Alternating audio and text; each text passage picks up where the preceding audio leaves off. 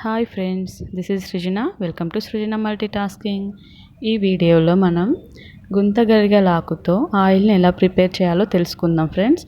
అయితే ఈ ఆకు మనకి కూరగాయలు అమ్మే వారి దగ్గర కూడా మనకు దొరుకుతుంది ఫ్రెండ్స్. అయితే వారికి మనకు ముందు చెప్పేసి తెమ్మంటే తెస్తారు. ఈ ఆకు మనకి విలేజ్లలో అయితే ఈజీగా అవైలబుల్గా ఉంటుంది. ఇన్ రెయినీ సీజన్లో అయితే ఈజీగా దొరుకుతుంది. ఇక్కడ చూపెట్టిన విధంగా ఆకుని మనము బాగా క్లీన్ చేసేసుకొని దాన్ని ఒక మిక్సీ జార్లో వేసుకొని పేస్ట్లా చేసుకొని పక్కన పెట్టుకోవాలి. ఈ ఆకు మనకి విలేజ్లో అయితే ఈజీగా దొరుకుతుంది. ఇక్కడ చూపెట్టిన విధంగా పేస్ట్ లాగా చేసుకొని దీన్ని ఆయిల్లో వేసి బాయిలింగ్ చేసి యూస్ చేయొచ్చు. ఈ లీవ్స్ మనం ఐడెంటిఫై చేయాలంటే ఇక్కడ చూపెట్టిన విధంగా ఉంటాయి ఫ్రెండ్స్. అండ్ మళ్ళీ వీటిలో వైట్ చిన్న చిన్న ఫ్లవర్స్ లాగా, కొన్ని ఇంకొక రకం ఎల్లో ఫ్లవర్స్ లాగా ఉంటాయి.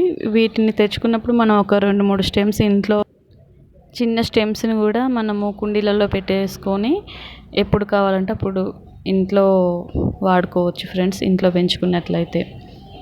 ఇలా మిక్సీ చేసేసి మనం వీటిని ఆయిల్ ప్రిపేర్ చేద్దాం. ఇప్పుడు ఇక్కడ చూపెట్టిన విధంగా ఒక కప్పు పేస్ట్ వచ్చిందనుకోండి ఫ్రెండ్స్, మెజర్మెంట్ చేసేసుకొని ఒక 2 కప్స్ ఆయిల్ యాడ్ చేసేసి దాన్ని మనం స్టవ్ మీద పెట్టి బాయిల్ చేయాలి ఇక్కడ చూపెట్టిన విధంగా.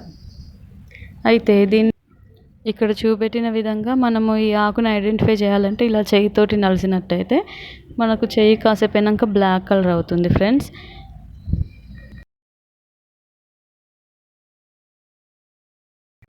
ఇప్పుడు మనం ఆయిల్ని ప్రిపేర్ చేద్దాం.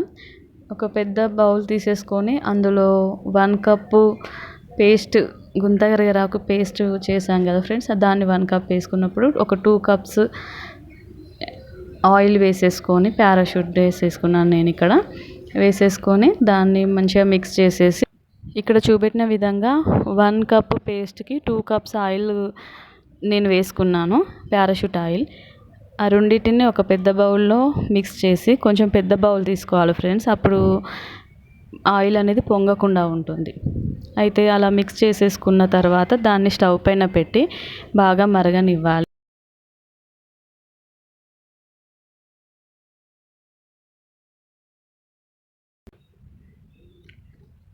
ఇక్కడ చూపెట్టిన విధంగా మనము కలుపుతూ ఉండాలి. ఇది బాగా మరిగాక ఆయిల్ పైకి వచ్చేసి డస్ట్ అనేది కిందికి ఉంటుంది ఫ్రెండ్స్. ఆయిల్ మొత్తం గ్రీన్ కలర్లా అవుతుంది.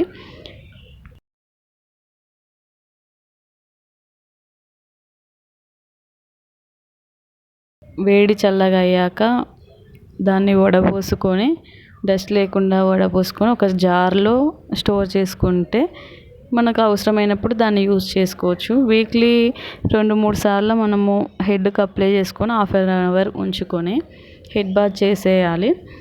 లేకపోతే చేయకున్నా పర్లేదు ఫ్రెండ్స్. ఈ ఆయిల్ని మనం యూజ్ చేయడం వల్ల మన హెయిర్ డాండ్రఫ్ తగ్గిపోయి హెయిర్ గ్రోత్ అనేది చాలా త్వరగా ఉంటుంది.